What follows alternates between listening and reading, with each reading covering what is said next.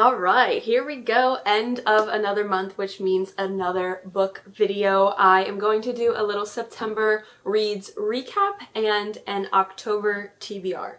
I'm gonna try and keep this one brief because I could talk about books forever, and I recognize that my last video was a little too long. So I'm trying to keep it under 10 minutes. Let's see how I do. If you hear little pitter-pattering of feet or noises, it is the kittens. Moose is currently trying to fight or eat. I'm not sure. My camera stand, I'm gonna take a video.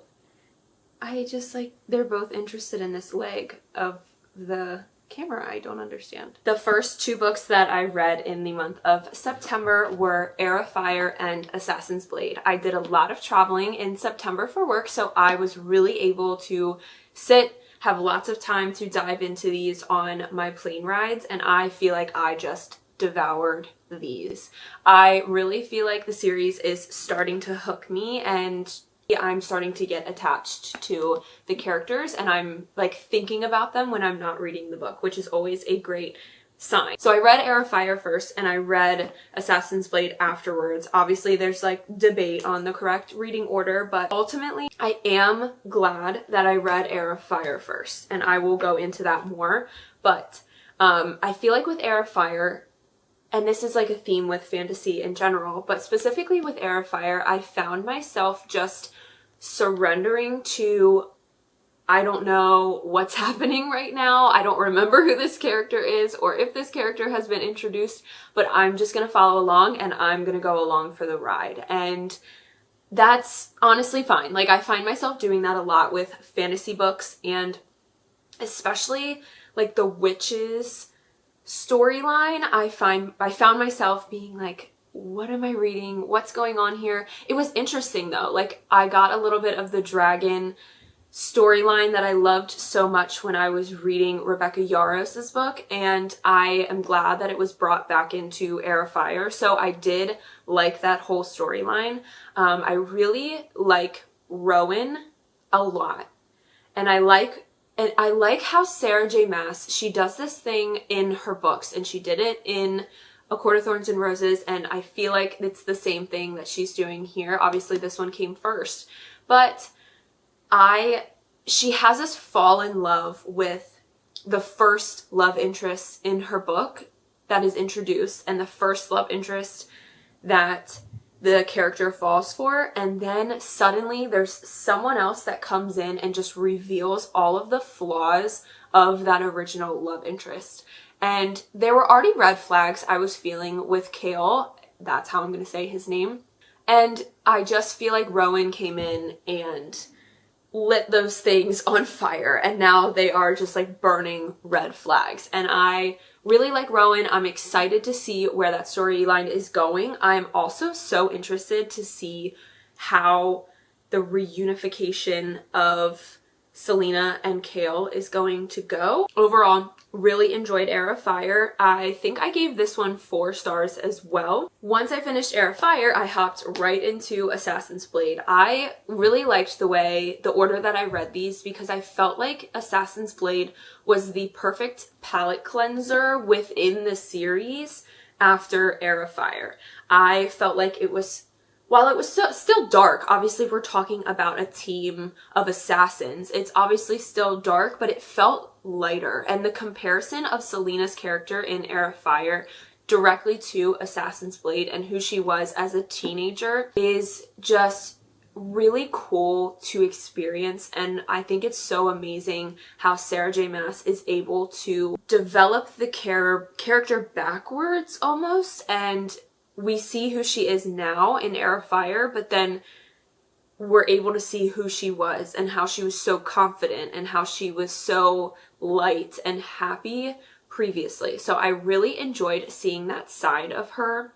We knew that Sam was going to die the whole time, depending on like the order that we read it in, and I was like preparing for it emotionally. I was hooked in, but let me tell you, I was on a plane coming back from Detroit on a Friday night, and the flight was delayed, so I was already like just trying to like push through this plane ride and just be in the right mindset. The moment that Sam died. The moment that she found out, the girl in front of me on the plane just absolutely yaks into a plastic bag and throws up so loudly. I could not believe what I was experiencing. So I was trying to shed emotion and show emotion while I was reading this, but unfortunately I was distracted by the heaving of the girl in front of me on the plane, so that really was the cherry on top.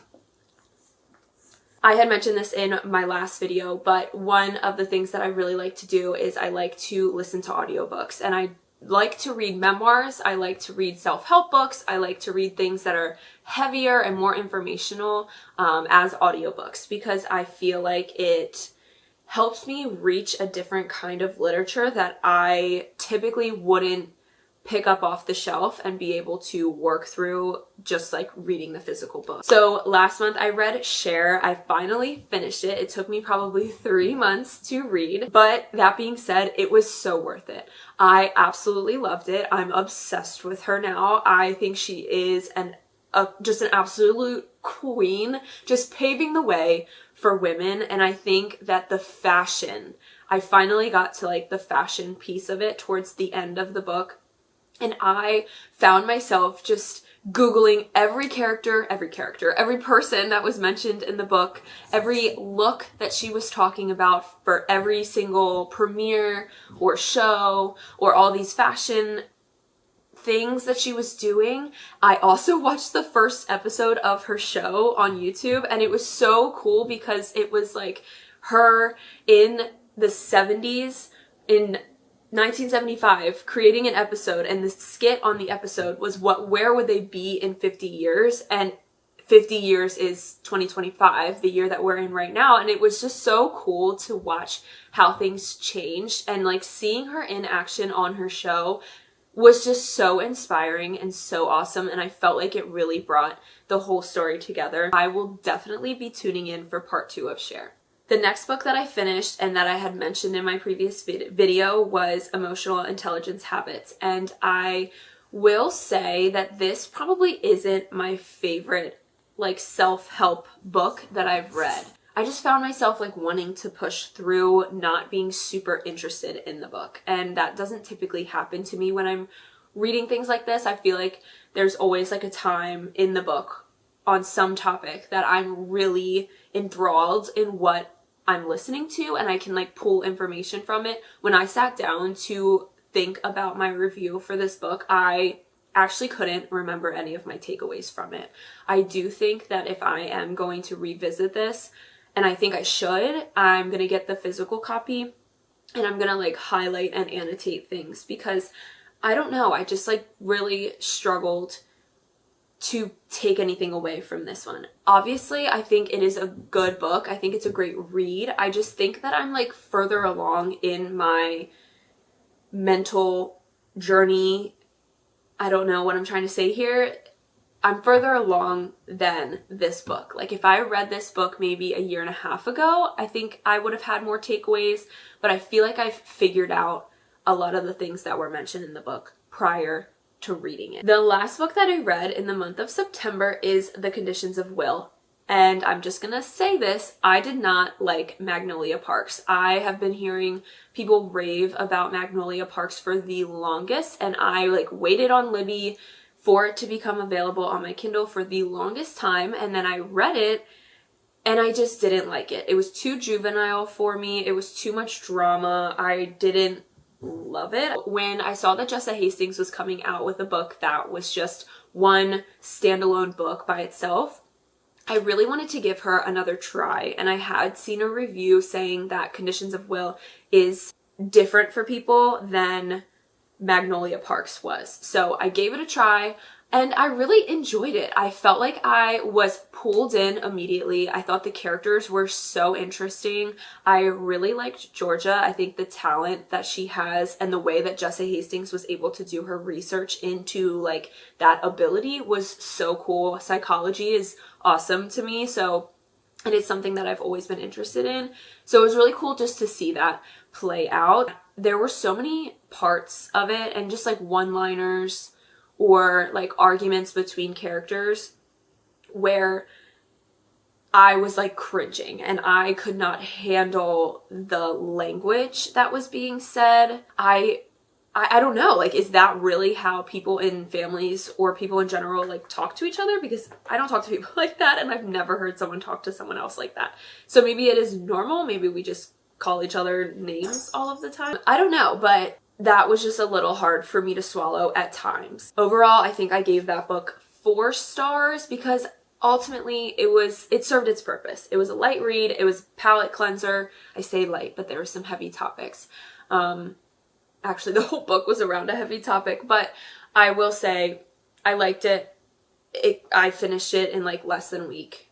I flew through it, so not too much to complain about here. I know that this is going to be way more than 10 minutes. The next part of my video here is I'm going to talk about what I'm currently reading and my TBR list for October. I have sat and thought about my plan for October, what I want to get into, and where I want to go with my reads. I am currently reading The God of the Woods by Liz Moore, and I feel like in my last video I had mentioned if I get to God of the Woods in the month of September, then it was a good month. And I really read a lot of pages in September, and I'm really proud of myself for that. I'm getting a visitor. Hi, Minnie girl. Hi. Okay. Where are you going? Let's not go in the plant. Minnie. So I'm pretty proud of myself for getting to this book in the month of September. Today's October 1st, and I am on page 58. So I did get a start on it. And so far, this is what we're going to choose to do right now. And so far it's good. I'm having some trouble following the characters and like where the storyline is going, but again, I'm just surrendering to whatever is happening and I'm gonna go with it. I am currently listening to Originals by Adam Grant, and at first I've been like up and down with this book. I feel like there's a lot of things of value in this book to me right now, and then there's a lot of things that I'm not ready for yet, and I think will be more of value to me in the future. And I did end up buying a hard copy already for my boyfriend to read because I just feel like the things that are mentioned in this book are of value to him like right now in this moment. But currently I'm 72% of the way in, and at this point in the book they're talking a lot about parenting and how to raise a kid who is original and unique in thinking, and it's in his or her way of thinking. And I really, really like it. I think there's a lot of good insight and like studies that are done around this, and I am really interested in it, and I have taken so many notes on it in my notes app, and I feel like this like second half of the book has really captured my attention, and I'm really enjoying it, and I feel like it is one that I'm excited to share with my boyfriend, and I'm also excited to have on my shelf and have it be something that I'm constantly going back to. Once I am finished listening to Originals, I have this book, Slow Productivity, on my shelf, and I also got it on Libby as an audiobook. So I have this on my shelf. My boyfriend brought it home from something, and he doesn't even remember bringing it home, but I saw it, and I feel like it really aligns to something that I need to work on, and it's called The Lost Art of Accomplishment Without Burnout. And I feel like in the past, and just in general, we have this like society that is built on like hustle culture, and I definitely fall victim to that very often. So I like the idea of this book. I'm hoping that it gives me some just like help in that way and topic. And I have it on Libby on audio because I think I'll be able to get more.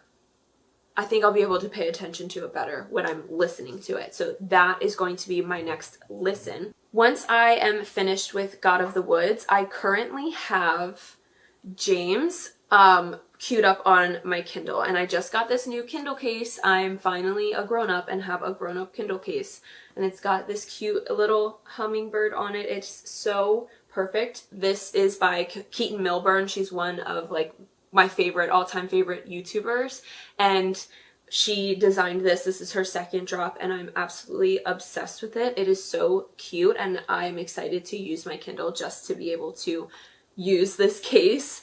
But I have James queued up. This is one that's been on my TBR for a very long time, and I just haven't gotten around to reading it. So I'm adding it to my TBR.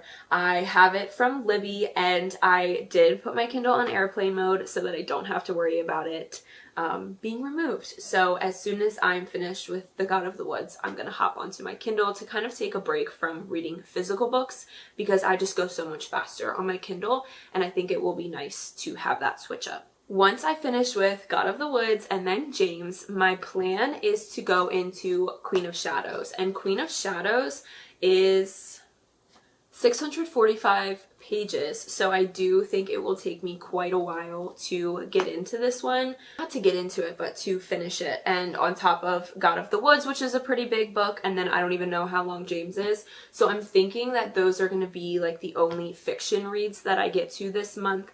But if it is a good month, and I'm just going to put this here, I'm going to try and speak it into existence. If I'm doing a lot of reading this month, I also have I Hope This Finds You Well by Natalie Sue in my Libby holds. So I'm hoping that that one will become available for me by the end of the month, and then that's one that I will get into.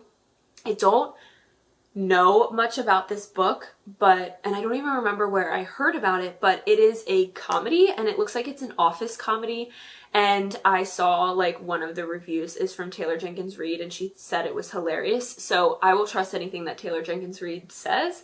So I have that one. I feel like, again, it's a good like one-off, a good palate cleanser for in between Throne of Glass books that I'm reading. And I'm hoping that it will just bring something different to the table. I don't read a lot of comedies specifically, so I think that will be fun, and I hope that that will be something that I can get into.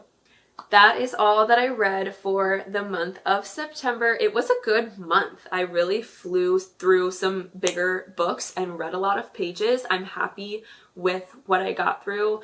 I'm really trying to focus lately on turning to books instead of turning to social media. So that's something that I feel like I really accomplished in the month of September, and hoping to bring it into October.